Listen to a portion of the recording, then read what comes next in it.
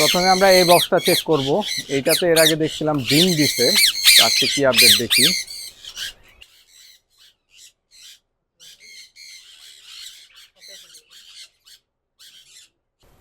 ভিতরে হচ্ছে গিয়ে একটা অ্যালবিনো ফিমেল আছে। কয়টা ডিম দেখো তো? 3টা ডিম আছে। ডিমগুলো হয়তো ফোটার সময় হয়ে গেছে, দেখা যাক কি হয়। জান,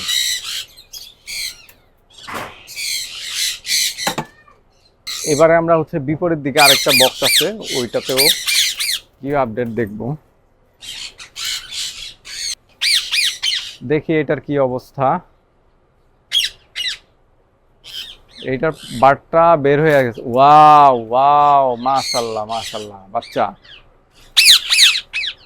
2টা ডিমও আছে দেখা যাচ্ছে। ডিমগুলো বোধহয় ফুটবে না, কারণ এই পেয়ারটা এই প্রথমবার ডিম দিল, প্রথমবারেই বাচ্চা ফুটাইছে। বাচ্চাটা একটু বের করে দেখি হ্যান্ড ফিডিং করানোর উপযুক্ত হয়েছে কিনা।